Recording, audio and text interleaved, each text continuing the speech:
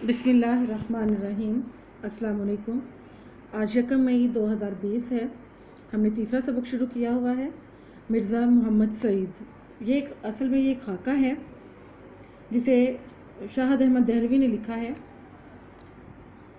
खाका से मुराद ये होता है कि किसी इंसान की शख्सियत के ज़ाहरी पहलू जो हैं उनका इस तरह से नक्शा खींचा जाए और हुलिया इस तरह से बयान किया जाए कि वो शख्सियत पूरी की पूरी हमारे सामने अयां हो जाए, उस शख्सियत की खूबियाँ हमारे सामने हमें नज़र आने लगे। इसको खाका निगारी कहते हैं। हमने इसकी रीडिंग की थी। आज हम आगे से इसकी रीडिंग करेंगे और इसके अल्फाज माने मैं आपको साथ साथ लिखवाती हूँ, आप माने लिखिए इसके। एक पब्लिशर साहब लाहौर से दिल्ली महज इस गर्ज से आए थे कि मिर्ज़ा साहब से नावल लिखवाएंगे। मैंने उन्हें समझाया कि मिर्ज़ा साहब नहीं लिखेंगे, मगर वो बड़े बड़े मुसन्निफ़ों को ख़रीद चुके थे। ना माने, बोले हम उन्हें एक नावल का 1000 रुपया देंगे तो वो क्यों नहीं लिखेंगे। ये वो ज़माना था कि 200-250 रुपये में अच्छा खासा नावल पब्लिशर को मिल जाता था। पब्लिशर किताब छापने वाला। चुनाचे मुझे अपने साथ लेकर मिर्ज़ा साहब की खिदमत में हाज़िर हुए। मैंने तारुफ कराया। मिर्ज़ा साहब का माथा ठनका। माथा ठनका यानी ये मुहावरा है जिसका माना है अंदाज़ा लगाना। पब्लिशर साहब ने छूटते ही नावल लिखने की फरमाइश की। छूटते ही यानी फ़ौरन।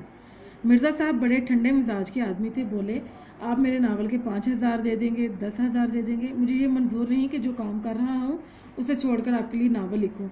5-10 हज़ार की बात सुनकर पब्लिशर साहब की सिट्टी गुम हो गई। सिट्टी गुम हो गई मुहावरा है, इसका माना है बोलने की हिम्मत ना रहना और 2-4 मिनट पहलू बदलकर रुखसत चाहिए। पहलू बदलना बेचैन होना, रुखसत चाहिए, जाने की इजाज़त चाहिए। मिर्ज़ा साहब उस ज़माने में अपनी मारकतुल आरा किताब मज़हब और बातनियत लिख रहे थे। मारकतुल आरा यानी आला पाए की, बहुत आला पाए की किताब मज़हब और बातनियत। बातन का माने होता है पोशीदा छुपा हुआ, लेकिन यहाँ पे बातनियत से मुराद एक फ़िरका है जिसे मुकम्मल होने के बाद उनके दोस्त प्रोफेसर ताजवर नजीब आबादी उनसे ले गए।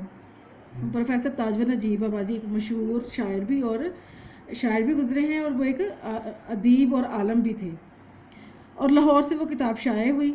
मिर्ज़ा साहब का सिर्फ यही एक इल्मी कारनामा है, मगर ऐसा कारनामा कि उर्दू की अगर 100 उम्दा किताबें छांटी जाएँ तो इनमें मज़हब और बातनियत को ज़रूर शरीक करना पड़ेगा। मिर्ज़ा साहब दिल्ली के शुरफा के मुतमव्वल ख़ानदान के चश्मो चिराग थे। मुतमव्वल अमीर कबीर चश्मो चिराग थे, यानी इस ख़ानदान के बेटे थे।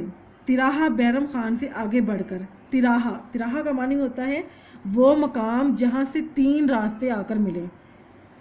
तिराहा बैरम खान एक जगह का नाम है जहाँ पे 3 रास्ते आकर मिलते थे।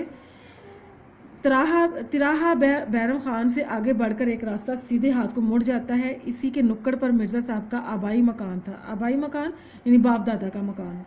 इसी इलाके में सर सैयद अहमद ख़ान का कदीम मकान भी था। सर सैयद अहमद ख़ान एक बड़ी आला तलीमी और सियासी शख्सियत है। इन्होंने मुसलमानों की तलीम के लिए बहुत सी खिदमत सर अंजाम दी।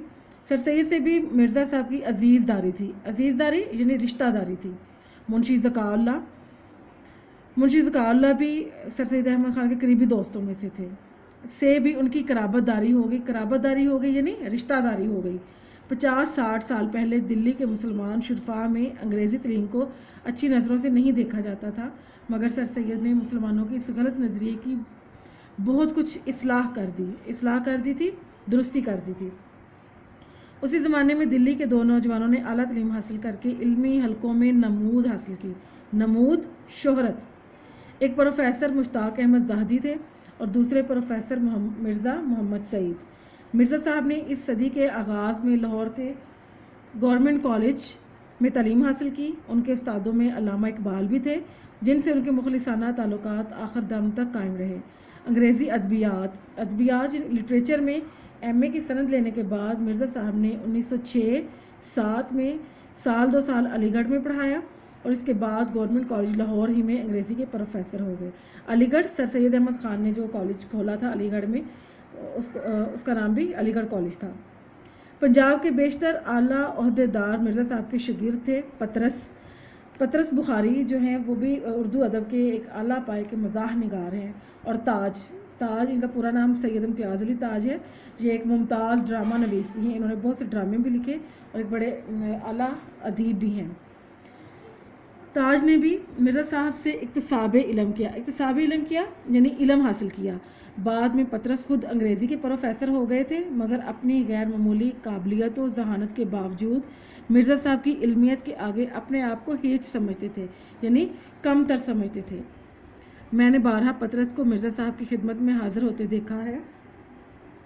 पतरस को मैंने किसी और का इतना अदब एहतराम करते नहीं देखा, यहाँ तक कि वायसराय हिंद का भी। वायसराय हिंद से मुराद है ताजे बरतानिया का नुमाइंदा। पतरस के सिलसिले में एक दिलचस्प वाक़यात याद आ गए। पतरस ऑल इंडिया रेडियो के डायरेक्टर जनरल हो गए थे, मगर पुराने दोस्तों से रस्म व राह में ज़रा भी फ़र्क ना आने पाया था। रस्म व राह ताल्लुकात। मिर्ज़ा साहब को उन्होंने किसी न किसी तरह आमादा कर लिया था कि रेडियो से कभी कभी तकरीर नशर किया करेंगे।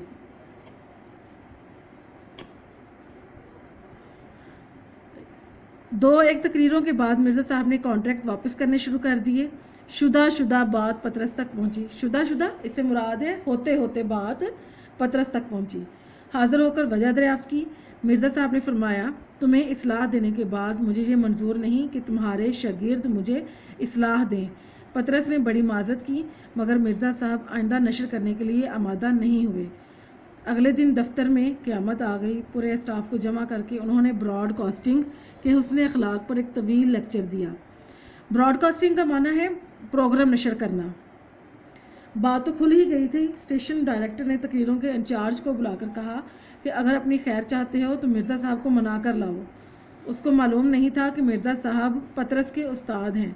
हस्बे दस्तूर यानी असूल के मुताबिक अपनी कार्रवाई दिखाने के लिए उसने उनके मुसवदे में से मुसवदा से क्या मुराद है, यानी हाथ से लिखी हुई तहरीर, ऐसी तहरीर जो हाथ से लिखी जाए उसको मुसवदा कहते हैं। मैं से एक फ़िक्रे निकाल दिए थे। इन फ़िक्रों का निकालना उसका नौकरी से निकाल जाने का पेश खैमा हो गया। पेश खैमा आगाज़। बागा मिर्ज़ा साहब की खिदमत में माफ़ी मांगी, हाथ जोड़े। मिर्ज़ा साहब ना माने बोला तो हज़रत मेरी नौकरी गई, बाल बच्चे भूखे मरेंगे और आपको दुआएं देंगे। मिर्ज़ा साहब के कान खड़े होना यानी तवज्जो होना। बोले, ये तो मैं नहीं चाहता। उसने कहा, अगर आप ये नहीं चाहते तो इस कॉन्ट्रैक्ट पर दस्तखत कीजिए। मिर्ज़ा साहब ने फ़ौरन दस्तखत कर दिए। जंग के ज़माने में हुस्न इत्तेफाक से दिल्ली में लाहौर के बेशतर अदीब और शायर रेडियो में या दूसरे सरकारी महकमों में जमा हो गए थे। पतरस की तहरीक पर एक महदूद अदबी हल्का कायम किया गया, जिसमें डॉक्टर तासीर, इनका पूरा नाम मोहम्मद दीन तासीर था, फैज़ अहमद फैज़ बड़े आला पाए के शायर हैं, हामिद अली ख़ान, हमीद अहमद ख़ान, चिराग हसन हसरत, महमूद नज़ामी, ग़ुलाम अब्बास, अंसार नासरी वगैरह शरीक किए गए थे। हर महीने उसका एक जलसा होता था, कभी पतरस के घर पर और कभी डॉक्टर तासीर के घर पर। उसमें एक मकाला किसी अदबी मौजू पर पढ़ा जाता। मकाला से मुराद तहकीकी मजमून। इसमें एक मकाला किसी अदबी मजमून पर पढ़ा जाता और इस पर गुफ्तगू होती। एक जलसे में महमूद नज़ामी ने मकाला पढ़ा। इसमें मिर्ज़ा साहब भी तशरीफ़ लाए थे। डॉक्टर तासीर ने गुफ्तगू का आगाज़ किया।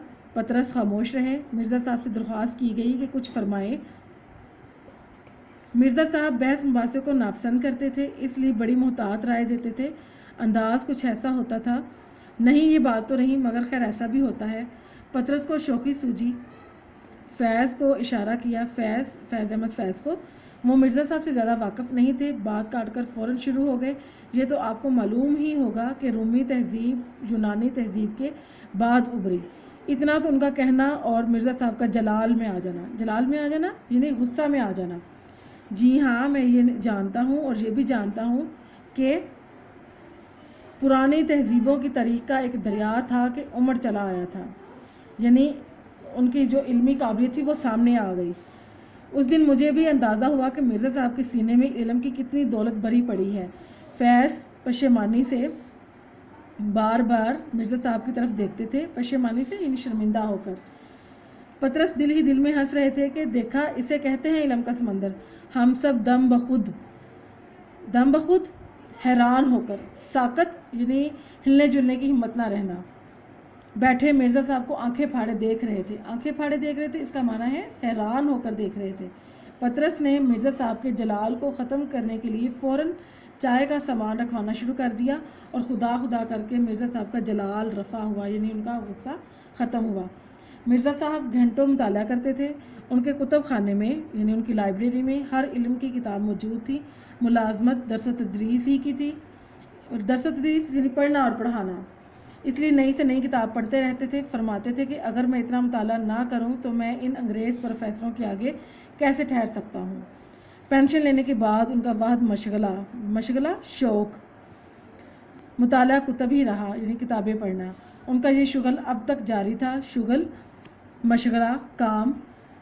پینشن کا بڑا حصہ کتابیں خریدنے میں صرف کر دیتے تھے۔